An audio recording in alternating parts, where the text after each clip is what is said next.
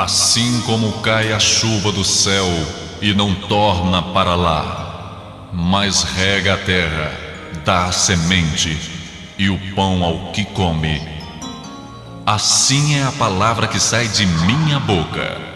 Não volta para mim vazia, mas realiza aquilo para o que foi enviada. A partir de agora, você vai ouvir uma palavra que pode mudar completamente sua vida.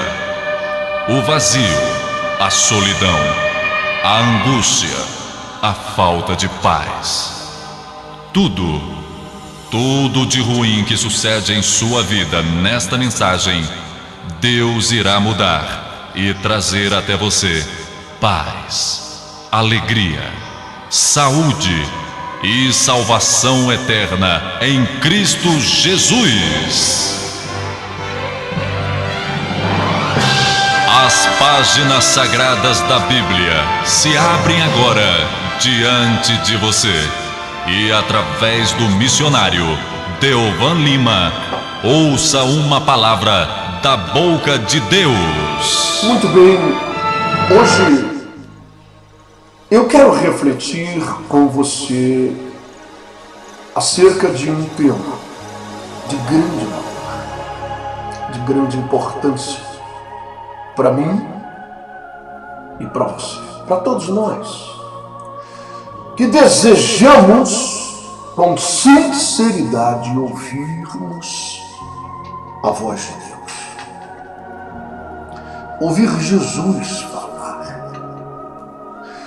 Eu fico pensando, às vezes, naqueles apóstolos, naqueles discípulos, naqueles homens simples, rudes, sem muito conhecimento das Escrituras sagradas e das revelações dadas a Moisés. Eles não eram escribas, eles não eram homens dados a muita leitura, frequentavam às vezes a sinagoga, mas eles não conheciam muito essa coisa, mas eles estavam aprendendo de Jesus, dia após dia, noite após noite, milagre após milagre, mês após mês, ano após ano. E é isso que significa ser discípulo, é aprender, é reconhecer que nós não temos o discernimento de todas as coisas, a compreensão de que nós muitas vezes erramos no peso da balança acerca dos fatos que dizem respeito à nossa vida e à nossa eternidade. Nós precisamos da ajuda do Senhor, precisamos ouvir a sua voz, precisamos saber o que é que Ele tem a dizer para nós e nos instruir. Porque nós vivemos em um mundo muito cheio de caminhos, não é verdade? Cheio de vozes e de pessoas que afirmam esse é o caminho e outras dizem é aquele. Já há aqueles que afirmam é aquele outro, o caminho que leva à vida eterna. E já existem aqueles que chegam a dizer que todos os caminhos levam a Deus. Você já ouviu isso em algum lugar? Eu acho que esse tipo de gente são as piores de tudo.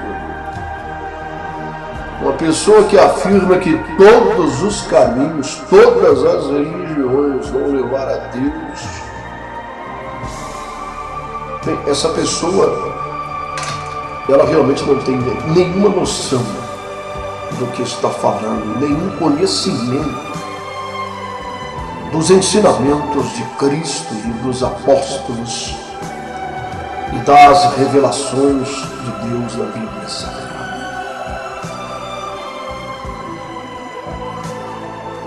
Mas quando estamos desejosos e estamos querendo de fato ouvir Jesus, nós o ouviremos, porque Ele tem alegria e Ele tem prazer em falar conosco e em nos ensinar.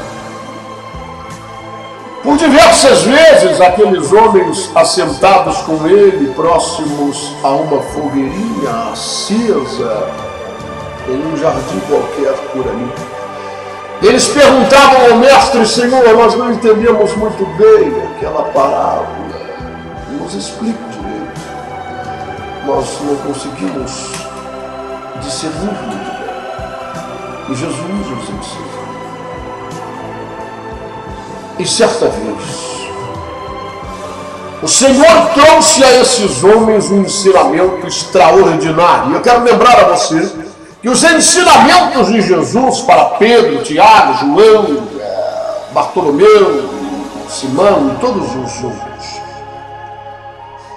esses ensinamentos não caducaram, eles não perderam o valor. Eles não perderam o prazo de validade, porque as coisas ficaram mais modernas, de forma alguma.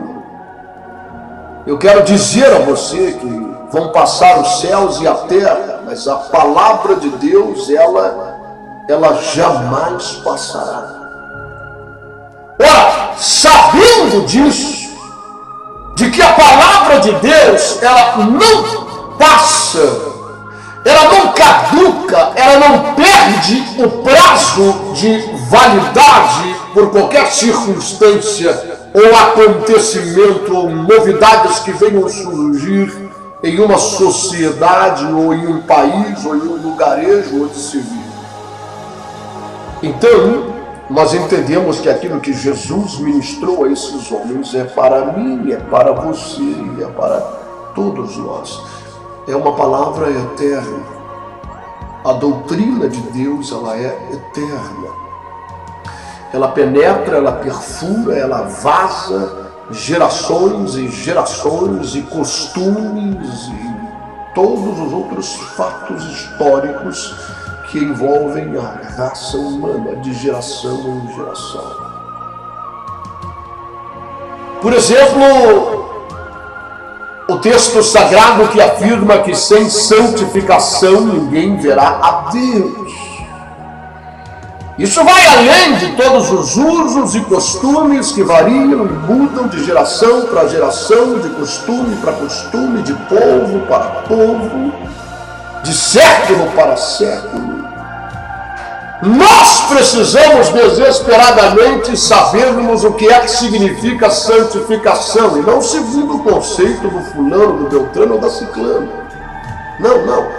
Mas nós precisamos saber o que é que significa santificação aos olhos de Deus. Mas isso é possível, missionário? É possível, sim. Aliás, não é difícil.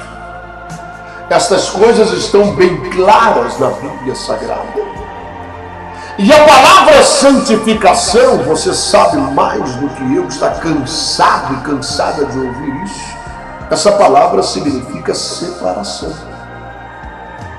Então, em outras palavras, sem separação ninguém verá a Deus. Separação de quê, missionário?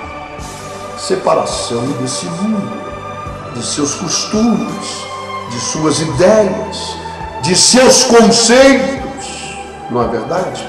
Foi por isso que o apóstolo Paulo disse aos romanos, quando escreveu à igreja que ali estava, ele escreveu dizendo assim: quanto ao mais, irmãos, rogo-vos, não permitam que vocês venham ser comprimidos conforme os padrões desse mundo, mas transformai-vos pela renovação da vossa mente, para que possais experimentar a boa e perfeita e agradável vontade de Deus. Então, a separação do mundo é você saber dar a César o que é de César, meu irmão, e saber dar a Deus o que é de Deus, e jamais começar a chamar aquilo que é profano de coisa santa, e chamar aquilo que é treva de luz, e chamar aquilo que é amargo de doce. Se você fizer essa mesclagem, se você fizer essa mistura, você está perdido, porque você não está se separando. Você não é capaz de discernir o que é de César e o que é de Deus, e entender que há dois reinos: há o reino das trevas e o reino dos céus. Existem coisas que são de César e Deus não as quer para si. Não adianta você mudar o nome, ou o jeito, ou travestir, ou maquiar aquilo que pertence a César e colocar o nome de Jesus, ou tentar maquiar de alguma forma e chamar de gospel ou coisa parecida, para tentar trazer aqueles costumes mundanos e ritmos mundanos e ideias mundanas e conceitos mundanos e trajes mundanos e trazer isso e colocar o nome de gospel e colocar como se isso fosse algo santo, como se isso fosse algo que representasse a luz, e como se isso representasse sal, e como se isso representasse aquilo que é doce, mas não é. Na verdade é amargo, não é, mas na verdade é treva, na verdade pertence a Satanás. E não há nenhuma comunhão entre luz e treva, não há nenhuma parte entre Cristo e Satanás, e a Bíblia é clara em definir essas coisas. Então, meu irmão e minha irmã, você que me ouve e me vê em algum lugar,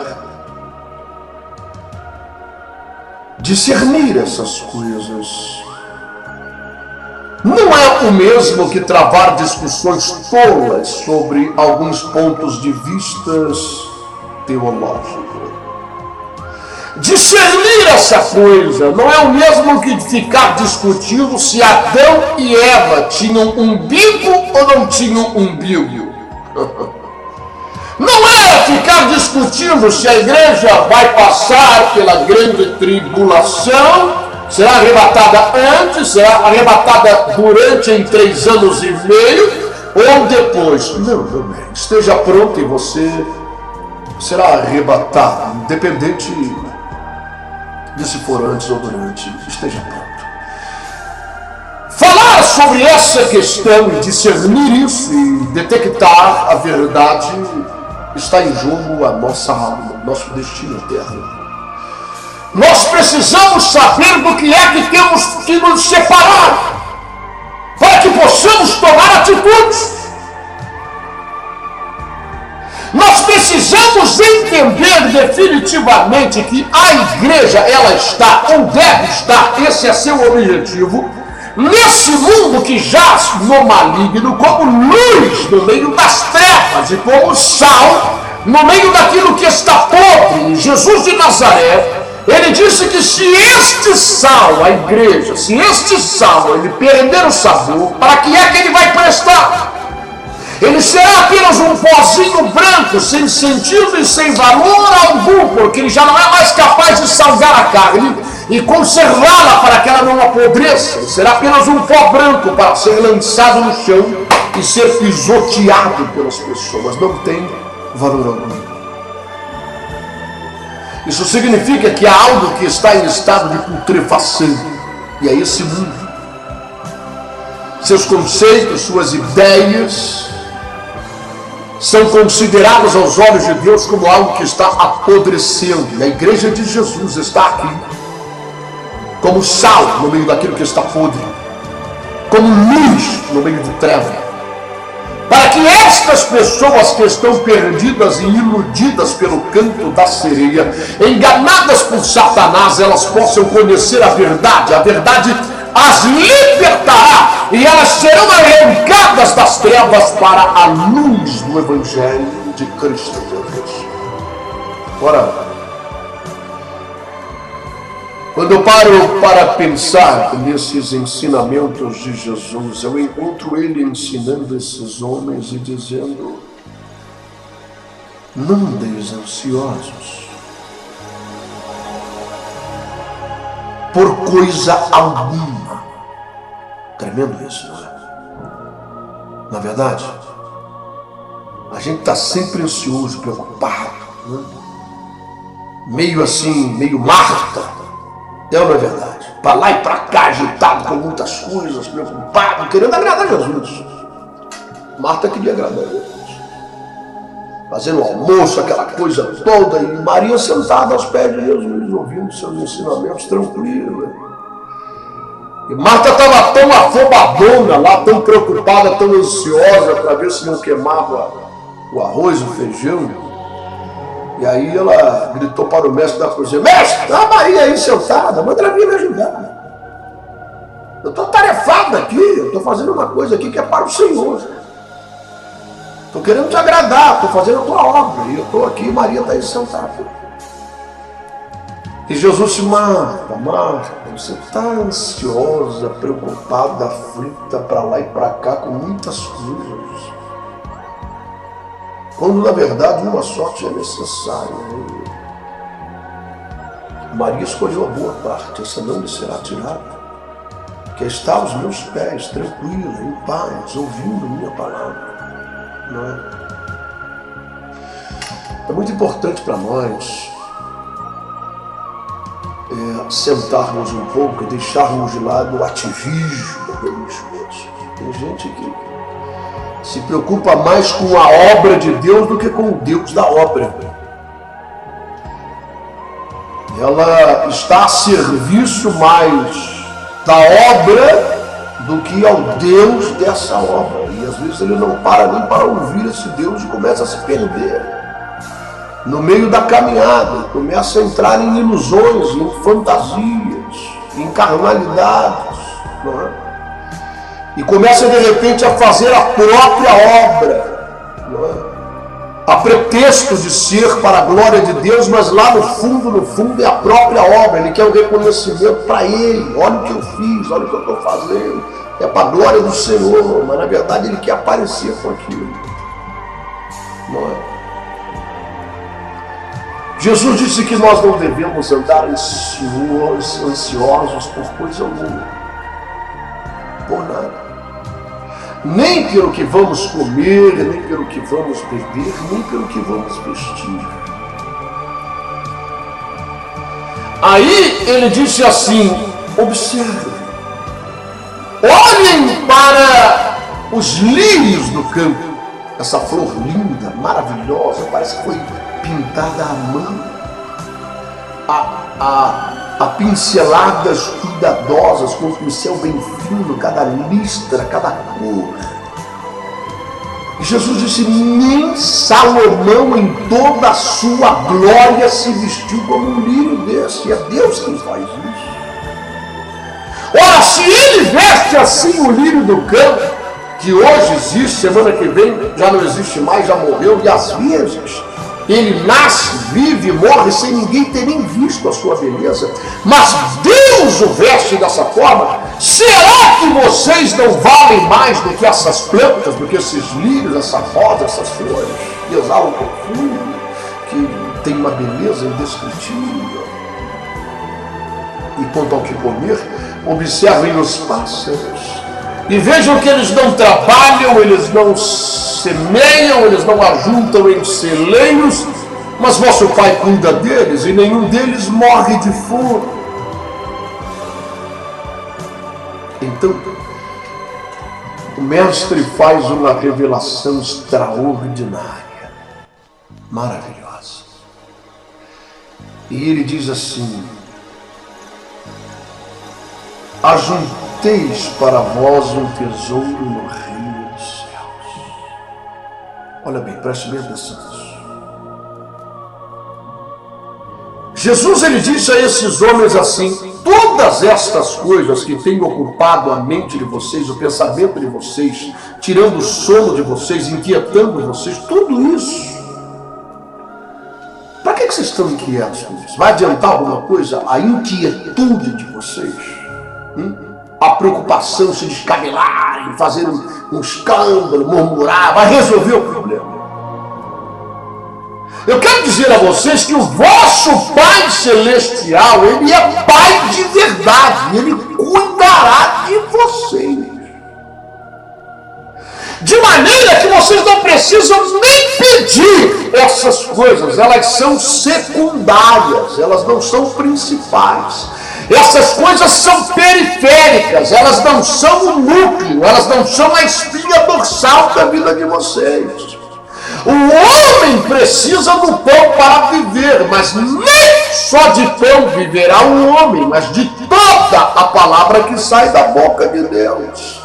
O Evangelho, as boas novas, a palavra que sai da boca de Deus para vocês, para a raça humana, não é para encher a barriga de vocês de pão e de mel.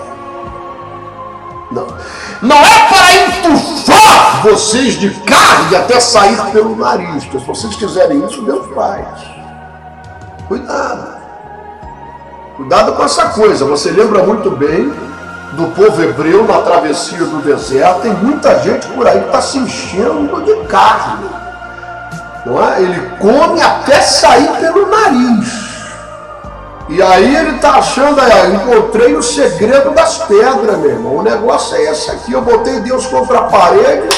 Ou o Senhor é Deus ou não é, o Senhor vai me dar ou não vai. Senão eu não dou mais o meu dízimo nem a minha oferta e eu quero 100 vezes mais. E ele começa a receber um monte de coisa e ele está achando que está por cima da carniça. Cuidado com essa coisa, com esse evangelho distorcido e deturpado. Procura ler a Bíblia. Porque quando aquele povo na travessia do deserto começou a murmurar e chamaram a Moisés, senhor Moisés, esse negócio desse povo, nós estamos cansados disso. Nós não queremos nem saber se esse pão, esse tal de maná aí, esse farelo que cai toda noite, nós não queremos nem saber se há um significado espiritual nessa coisa aí. Eu não estou nem interessado, a minha barriga está roncando, eu estou com saudade da cebola do Egito. Eu começo até a babar, sair água da minha boca quando eu lembro daquela cebola, meu filho. É o seguinte, nós queremos carne. E se Deus é Deus, Ele vai mandar carne nesse deserto aqui. Você vai lá e ora a Deus, fala com Deus que nós estamos reclamando. Esse negócio desse povo, nós já estamos cansados disso. Está dando vontade até de vomitar. Não queremos saber se tem alguma revelação profética nessa coisa, não queremos encher a barriga. Nós queremos encher a barriga e se Deus é Deus, Ele vai colocar comida no nosso prato. Meu irmão, eu sempre digo isso e vou morrer dizendo isso. Se o teu negócio é apenas encher o teu prato de arroz, feijão, carne e essa coisa toda, se o teu negócio é apenas as coisas desse mundo, se o teu negócio é apenas encher a tua barriga, eu vou te falar claramente, entrega a tua alma ao diabo, porque ele resolve o teu caso em poucos dias, ele te faz até rico. É verdade. Se o teu negócio é grana, se o teu negócio é só encher o teu prato de comida, se o teu negócio é apenas as coisas que dizem respeito a esse mundo, você está servindo o Deus errado. Vai servir o diabo, porque ele resolve o teu caso rapidamente, vende a tua alma a ele, que ele te torna rico, ele te torna famoso. Tem um monte de gente que fez pacto com o diabo e está aí sofrendo até hoje. Porque ficou famoso, ficou famosa, ficou rica e vive uma vida miserável, pedindo um monte de gente para orar em favor, mas ele fez uma aliança, ele vendeu a alma para o cão para se tornar famoso, para ficar rico, e agora é uma pessoa infeliz. É rica, é famosa e infeliz, vive uma vida miserável. Então nós precisamos compreender, porque quando Moisés foi clamar a Deus, Deus disse assim: olha Moisés, é o seguinte, vou trazer carne. Vai trazer, Senhor? Vou trazer. Eu vou trazer codornizes do meio do mar. Porque para Deus não há impossíveis. Não é verdade? Porque até o que não existe, ouve a voz de Deus e vem à existência. E essas codornizes não existiam. No meio do mar não tem codornizes. Você está entendendo? Muito menos no deserto. Mas Deus deu uma ordem e elas vieram. E elas passaram a existir e vieram. E bateram naquele acampamento e caíram dentro do prato deles. Aqueles homens comeram carne até sair pelo nariz. Mas, veja esse mais. Esse mais, ele é terrível, irmão.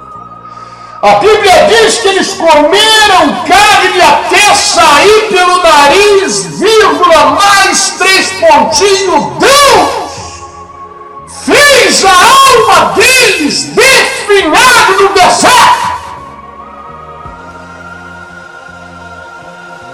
Sabe, quando eu leio essas coisas, eu fico assustado e o meu temor de Deus aumenta a cada dia. Isso é bom, porque temer a Deus é o princípio da sabedoria.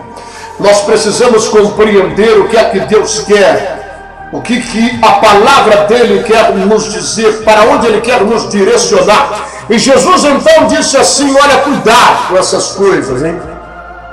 Vosso Pai cuida de vós, Ele cuida de flores, Ele não vai cuidar de vocês, Ele cuida de pássaros. Será que vocês não valem mais do que muitos pássaros? Vocês são filhos de Deus, porque todo aquele que me recebe como Senhor, como Salvador, eles dão o poder de serem feitos filhos de Deus. E não há nada mais exaltado do que isso.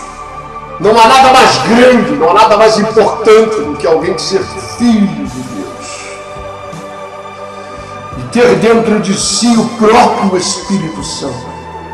Que nem o arcanjo Miguel tem, nem Gabriel, nem um anjo, ninguém tem. Mas aqueles que aceitam a Cristo, eles têm o próprio Espírito Santo dentro deles. Se tornam filhos de Deus, parte de Deus, co-herdeiros com Cristo, a ponto de Jesus dizer que se assentarão com ele em seu trono, assim como ele venceu e se assentou no trono com o Pai. Então, meu irmão e minha irmã, Jesus, ele disse àqueles homens, e ele diz a mim, e ele diz a você: cuidado com o relacionamento que vocês estão tendo com o vosso Pai. Não o tratem como um comerciante qualquer, como um vendedor numa feira em que você negocia o preço de algo. Ele é vosso Pai. Respeitem, amem, saibam que Ele cuida de vocês por amor, não por troca ou barganha de qualquer coisa. Ele dará essas coisas para vocês gratuitamente. Ele tem prazer em vestir do melhor. Ele tem prazer em dar de comer e dar de comer do melhor. Ele tem prazer em ver vocês felizes, em dar todas essas coisas, de dar uma casa, dar um carro, uma bicicleta, aquilo que você deseja, não é? Ele te abençoa. Ele é dono de todo ouro, ele é dono de toda prata, de todo diamante, de toda pedra preciosa. Tudo é dele. A preocupação de vocês, disse Jesus, seja, sim, a de ajuntar um tesouro no reino dos céus. Por quê? Porque o tesouro dessa terra, a traça estraga, a ferrugem corrói e o ladrão rouba. Mas o tesouro que você ajunta no reino dos céus, esse tesouro a traça não pode tocar, a ferrugem não chega lá e o ladrão nem pensar. É um tesouro eterno, é uma posse tua, eternamente, pelos séculos dos séculos dos séculos. O tempo de vida que vocês têm nesse mundo, se preocupem com isso, porque a repercussão desse tesouro, desse patrimônio de vocês no céu, será uma patente sobre vocês eterna em meu reino. Ou seja, será um galardão à medida daquilo que vocês fizeram, porque tudo aquilo que vocês fazem ou deixam de fazer, falam ou deixam de falar, é registrado no livro das obras. E esse livro será aberto no dia do grande julgamento. De um lado o livro da vida, de outro lado o livro das obras, onde é registrado tudo aquilo que você fez para galardão vosso. Esse é o tesouro. Esse é o tesouro. Esse é o tesouro. Agora eu pergunto a você: você tem tido preocupação em ajuntar para si um tesouro no reino dos céus, hein? Fala a verdade. Não, fale a verdade. Para um pouco para pensar. Você tem realmente? Jesus falou: se preocupe com isso. Estejam ansiosos por causa disso. Trabalhem para isso. A preocupação de vocês seja essa, porque o tempo de vida de vocês é curto. E vocês estão diante de uma eternidade. Muitas vezes estão embaraçados em coisinhas pequenas, preocupados com coisinhas pequenas. O diabo, ele quer cegar no entendimento de vocês. Sabe, e hoje eu sei por que o apóstolo Paulo escreveu aquela frase tão drástica, quando ele disse assim: se nós esperássemos em Cristo apenas para as coisas que dizem respeito a essa vida aqui nesse mundo, seríamos os mais miseráveis de todos os homens. Isso é drástico, é grave, é forte demais. E para entender o que Paulo disse, meu irmão, é só ouvir os ensinamentos de Jesus e procurando discernir essas coisas e entender que isso é uma realidade. De que adianta o cara ganhar o mundo inteiro e perder a sua alma? Você conhece e sabe que isso é bíblico. Você conhece aquela parábola do rico de Lázaro? Lembra dela? Dessa parábola? Dessa história criada por Jesus, que havia um cara que não tinha nada, ele era pobrezinho mesmo, não é? Ele era tão pobrezinho que ele dependia da ajuda dos outros para que ele se alimentasse. E tinha um outro cara que era rico, e esse cara que era rico, ele desprezava aquele pobre infeliz, não é? E ele tinha tudo, ele era rico, ele era abastado, ele não tinha falta de nada, as melhores roupas, charrete importada, não é? E morreram os dois. E ao morrerem os dois, esse pobrezinho chamado Lázaro, ele foi para o seio de Abraão. Não vamos entrar em detalhes sobre isso. Vamos dizer o que a parábola e a história criada por Jesus diz. Ele foi para esse lugar chamado seio de Abraão. Já aquele cara rico que não tinha falta de nada, ele foi para o lugar de tormento e de dor, de condenação, dominado por Satanás. E lá, esse cara rico, ele viu a Lázaro, pobrezinho, bem vestido, perfumado, feliz, sorridente, no seio de Abraão. E ele estava sendo atormentado de tal maneira que ele chegou a gritar naquela visão: Pai Abraão, manda que ele venha aqui pelo menos trazer uma gota de água e pingar na minha língua, porque o meu tormento é terrível, meu sofrimento é enorme. E o pai Abraão disse: não. Quem está aqui não passa para aí, quem está aí jamais poderá passar para cá. Depois da morte segue-se o juízo. Então manda ele falar para a minha família que a coisa é séria. Manda ele lá dizer para a minha família não se apegarem a esses bens. Tudo que eu tinha ficou para trás. Tudo que eu tinha ficou para os outros. Eu batalhei a minha vida inteira para conquistar aquela charrete amarela importada.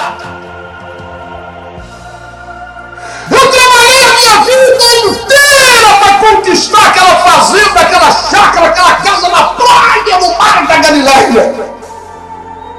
Agora ficou tudo para os outros. Eles vão vender por qualquer dinheiro. Eles vão descer o pau naquilo tudo, vão desfrutar de tudo aquilo. E eu estou aqui nesse inferno, nesse sofrimento terrível. Manda ele lá na minha casa avisar que a coisa é séria. E o pai Abraão disse: não, também não. Eles têm Moisés, os profetas. Se não crerem na Bíblia Sagrada, se não crerem na palavra de Deus, está aí para todos verem. Jamais crerão mesmo que alguém ressuscite dos mortos. Meu irmão, minha irmã, a coisa é séria. O que é que você está fazendo da sua vida? Eu pergunto a você. Aonde você está juntando o teu tesouro? Aqui? Nesse mundo? A traça corrói, a ferrugem estraga e o ladrão rouba. O que é que você está fazendo da sua vida, meu irmão, minha irmã? Pense nisso. Lembre-se da história daquele jovem rico que queria entrar no reino dos céus. Jesus conhecia o coração dele, ele conhece o meu e conhece o seu também. Isso não quer dizer que para servirmos ao Senhor temos que levar uma vida de miseráveis. Não, é claro que não. Ele mesmo disse: o vosso Pai tem prazer em vos abençoar, de dar o melhor para vocês. Ele veste lírios no campo, ele alimenta pássaros. Vocês comerão o melhor dessa terra. Mas não é nisso que deve estar o nosso coração. A Bíblia diz: se a nossa fortuna ela aumenta, se a nossa riqueza prospera, não ponhais nela o vosso coração, porque aonde estiver o coração do homem, é ali que estará o teu tesouro. Meu tempo acabou e eu termino com uma pergunta: aonde está o teu coração? Ali onde está o teu coração, é aí que está o teu tesouro.